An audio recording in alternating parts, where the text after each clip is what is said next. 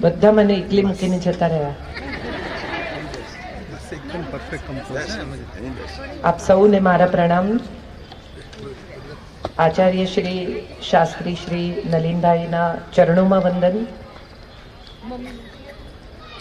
એમ કહેવાય છે કે જ્ઞાની સાથે 5 મિનિટ પણ બેસો ને તો એ તમને કંઈ આપીને જાય, અને મૂર્ખ સાથે 5 મિનિટ બેસો તો એ તમારી પાસેથી કંઈ લઈને જાય. નલિનભાઈની બાજુમાં 5 મિનિટ બેઠી, એમાં પણ એમણે સ્ત્રીના જે 7 આભૂષણો છે એ મને આપ્યા, જે મારા કોઈક વ્યાખ્યાનમાં મને ક્યાંક કામ લાગશે.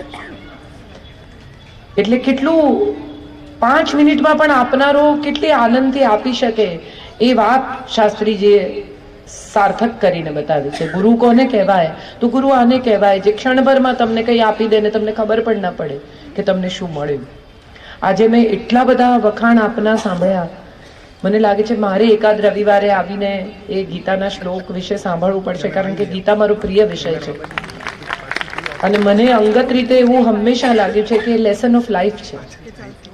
હાર્વર્ડમાં ગીતા ભણાવવામાં આવે છે અને આપણે ત્યાં લોકો ગુજરી જાય પછી ગીતા બેસાડે નહીં, પણ બ્રાહ્મણ વાંચે, આપણને તો એમાં રસે ન હોય. પણ ગીતા જો સમજાય તો હું માનું છું જીવન સમજાય, સંબંધો સમજાય, આપણો ખાલીપો ભરી શકે એવું આ પુસ્તક છે. એમણે વાત કરી સ્ત્રીના 7 આભૂષણોની.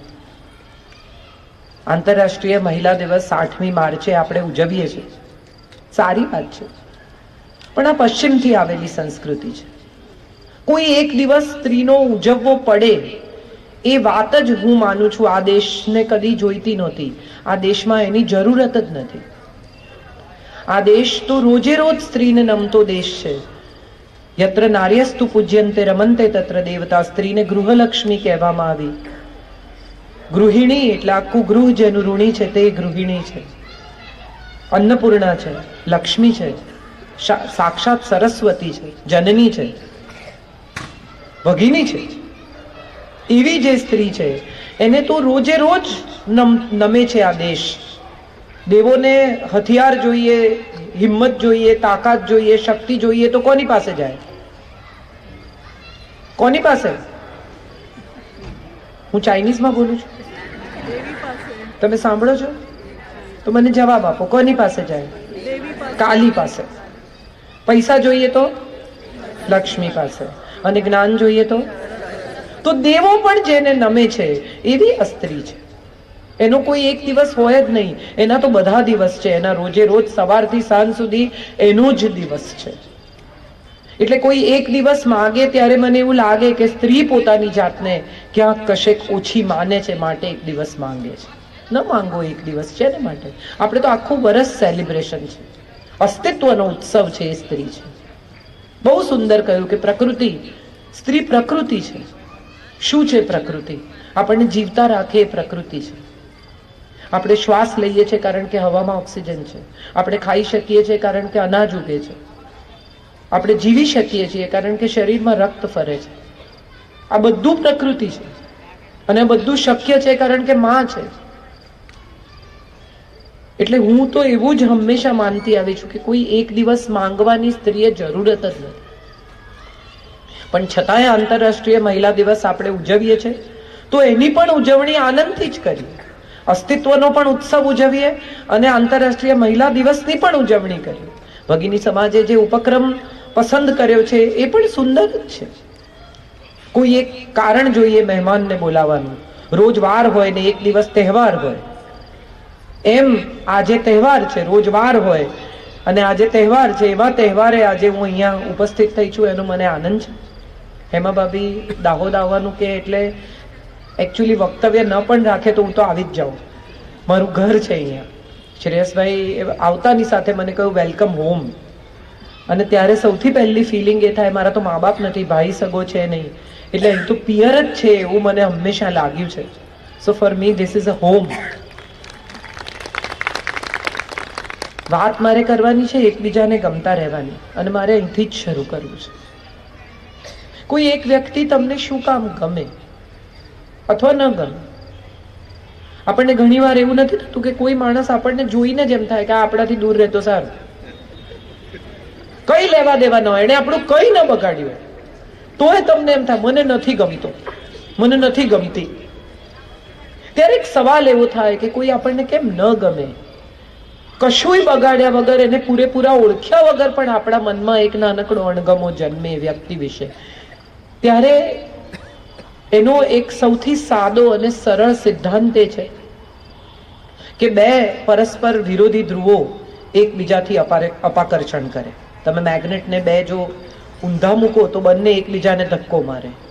માનસિકતા એવી હોય વ્યક્તિની કે એના બોડી લેંગ્વેજમાં, એના ઓરામાં, એના અસ્તિત્વમાં, એની વાતમાં, એના શબ્દોમાં, એની વાણીમાં, એના વર્તનમાં, એના વ્યવહારમાં તમને એમ લાગે કે આની જોડે મજા નહીં પડે. અને કોઈ વ્યક્તિ એવી હોય કે જેને આપણે મળીએ ને તરત જ ઇન્સ્ટન્ટ કનેક્ટ થાય. તમને 5 જ મિનિટમાં એમ લાગે કે આની જોડે મજા જ પડશે. આપણે ન પણ ઓળખતા હોઈએ તો વધુ ઓળખવાનું મન કરે.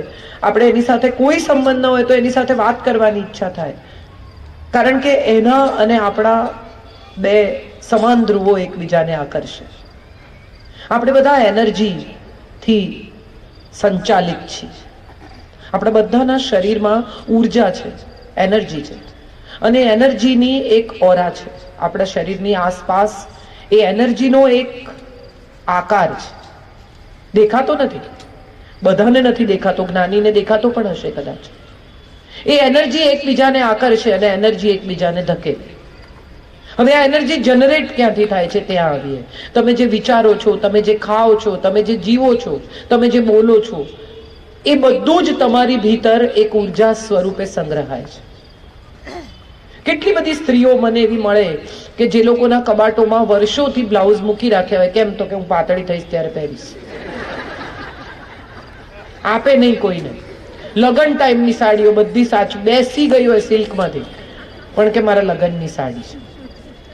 દિવાળી આવે ને બધા માળિયા પરથી બધું ઉતારે, એવું નક્કી કરે કે આ વખતે નકામું કાઢી જ નાખવું છે. કાઢે નહીં કાંઈ, પાછું મૂકે ત્યારે બધું કામનું જ લાગે. આ તો જોઈએ. મારે સૌને કહેવું છે કે નકામા વિચારો, નકામી વસ્તુઓ અને નકામું વર્તન આ જો તમારી ભીતર હશે ને તો તમારી ઉર્જા નેગેટિવ થઈ જશે. ખોટું વિચારવાનું છોડી દો. હું એવા કેટલાય લોકોને ઓળખું છું, ને મને પણ ક્યારેક એવું થાય છે, તમને પણ થતું હશે કે આપણે ફ્રીજ પાસે પહોંચીએ અને વિચાર કરીએ કે હું કેમ આવેલી, કઈ તો મને જોઈતું હતું, મારે તમને શું આપવાનું હતું, મારે કોને ફોન કરવાનો હતો. 5 મિનિટ પહેલા, 3 મિનિટ પહેલા, 2 મિનિટ પહેલા થયેલી વાત કે વિચાર તમને યાદ નથી, પણ એમને જ પૂછો કે 10 વર્ષ પહેલા તમે અમદાવાદ લગ્નમાં ગયેલા ત્યારે તમારા જેઠાણીએ શું કરેલું. અક્ષરશઃ તમને આમ પરિસ્થિતિનું વર્ણન પિક્ચર જોતા હોય એવી રીતે બતાવે. કારણ કે નેગેટિવ સંગરવું આપણને બધાને ગમે છે.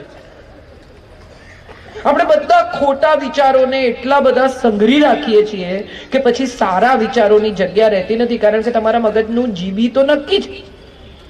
તમને અમુક જીબી સાથેનું મગજ મળ્યું છે કે આમાં આટલું રહેશે, આટલી ફાઇલો. હવે નકામી ફાઇલો એટલી બધી ભેગી કરી છે કે પેલી કામની, સારા વિચારોની. નલિનભાઈની ગીતા સાંભળીને ઘરે આવે, પૂછો કે શું સાંભળ્યું, આખું આ લેક્ચર ફરી રિપીટ કરો.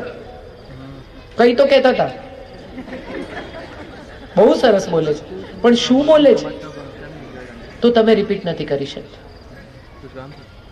કારણ કે એ સંઘરવા માટેની જે જગ્યા જોઈએ એ જગ્યા તો ઓલરેડી નેગેટિવ વિચારોએ રોકી લીધી છે. મને આ નથી ગમતું, મને પેલું નથી ગમતું, હું દુઃખી છું. હું હંમેશા કહું છું કે મોટા ભાગની સ્ત્રીઓને દુઃખી હોવાનું સુખ હોય છે. બે ભેગી થાય ને, બહુ ઇન્ટરેસ્ટિંગ છે આ કન્વર્સેશન કે બોલો અમારા ઘરમાં તો અરે કે એ તો કઈ નહીં, હું તમને કહું. એટલે તમારું તો કઈ નહીં, મારું દુઃખ સાંભળો તમે. મારું એનાથી મોટું દુઃખ છે. પણ જો સુખની વાત કરવાની આવે તો સૌને શોધવું પડે છે. અને ત્યારે મને એમ થાય કે શોધવું પડે ને એને સુખ ન કહેવાય. ભીતર અસ્તિત્વ સાથે ધબકતું હોય, મહેકતું હોય એને સુખ કહેવાય. તમારે વિચારવું પડે કે મારા જીવનમાં શું સારું. તમે એમ કહો કે બે સારી અદ્ભુત વાત તમારા પતિ વિશે, તમારા દીકરા વિશે, તમારા જીવન વિશે કહો કે બે એવી વાત કે જે બીજા કોઈને નથી ઈશ્વરે આપીને તમને જ આપી છે, કે વિચારીને કહું.